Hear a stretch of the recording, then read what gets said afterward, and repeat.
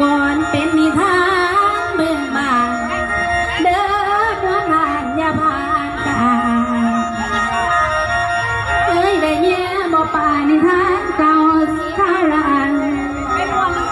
บัดนี้เอามาล้ำสิโยกนำเสนอตนให้เห็นต้นเห็นส่วนมีเหตุต้องมีผลหมอลำคนขึ้นมาใหม่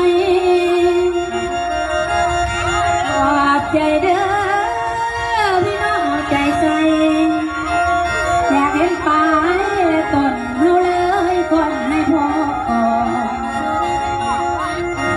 แล้วก็เลยได้ถอนตัดเอาบอนที่มันดีผู้ว่ามีสาระแต่บ่ป่าของเขา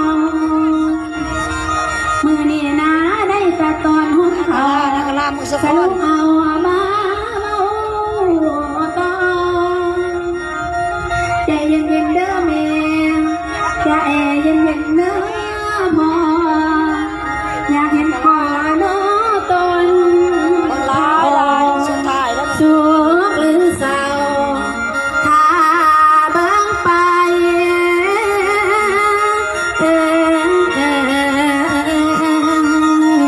นี่นะ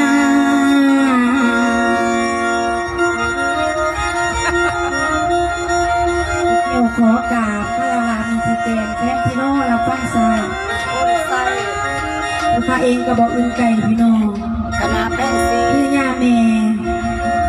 มีไล่ผลวาสบอกโอ้ยฝันกระไดเป็นแม่ไม้ผัวตายบ่ได้ไม้กันว่าเป็นไปหายังสิได้ไม้เพราะว่ามีไล่นี่เป็นเจทีคนติดหนีบ่เคยลงบ่เคยลืมตั้งแต่สไลด์ปีผมกระโจดไว้แต้มไว้มีแล้วก็ยังบอดีเด้ยังมีคนมาติดหนีอยู่เก็บขึ้นลงออกขึ้นกูคือมาเก็บยากแต่น้องตอนอยากได้คือว่าสิพรง่ายๆสิใจไว้อยู่เวลาแล้วก็ลาเร็วมึงสะพอนเดี๋ยวมึงมองไปถามยังไงกับว่าขอก่อนพิเศษกับแม่แพงสีแล้วก็เป็นคนติดสียากแต่บัดนี้ไปถามยังไงกับบอได้จักเถื่อหอดมือนี่บัญชีเขาก็ยังบ่ทันหลงบ่ทันลืมคนติดหนีคนนี้ไซคนนี้มักจือบ่ลืมเด้อไปเสียแต่ลูกสาวลูกชายหอยบาทนี่สมใจสมพรอยู่ใส่น้อหรือมหาเนรไม่ใช่ตัด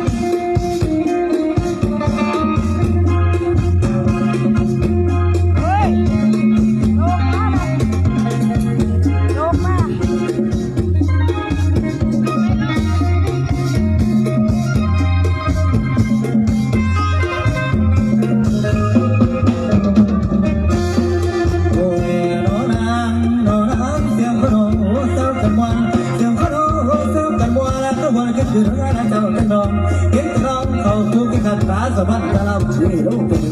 ทุกข์ที่มาหลังสัมพันธ์เราแก่ในใจนั้นสุขก็สู้เจ้าบางทีส่วนบางทีเมื่อกี้ที่ทอดมานาปานหนูใจเราได้ตลอดเรื่องตัวของคนเราสัตว์น้อยเพิ่งปากงานจากในที่แต่บางทีเมื่อกี้ที่ได้เห็นก็ปีเป็นแล้วก็เลยมาให้มันใจก็เกินเลยมาให้มันเสียใจก็เกินเสียไปใจต้องสบายเขาไม่บาดตรงที่น้าหัวว่าน้าบ่ได้ใส่ตาละน้ำสมใจจงสดใสกับรักไม่เกิดเลยที่เสียงปืนจากผู้ที่ดังนั้นเลยต้องเก็บมาเลยมาละรักสุ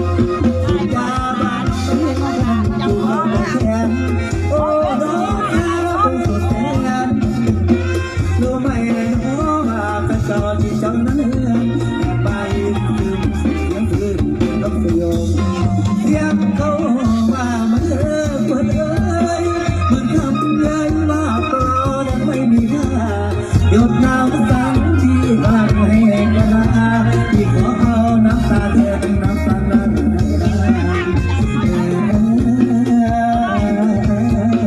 จงเลยจงคิดเถิดนะตั้งใจแบบว่าตายตะตึมตั้งใจแบบว่าตายตะตึมนะจะนั่งก็ไม่ว่าจะได้ดึงตายส่งใจนี่แต่ที่ว่าที่บ้านพังใจ พระคนไม่ไหล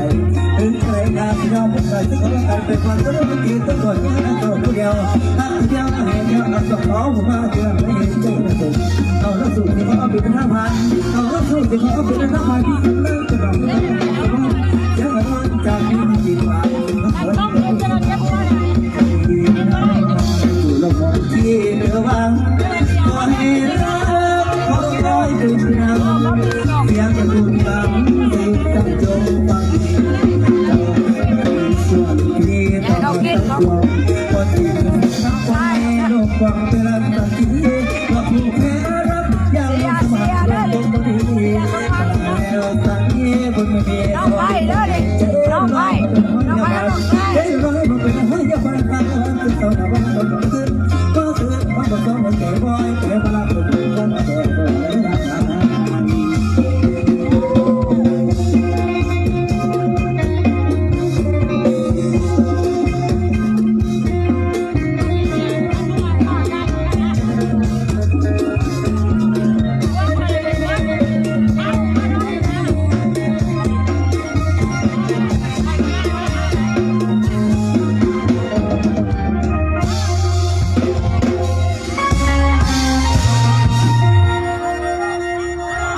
แอม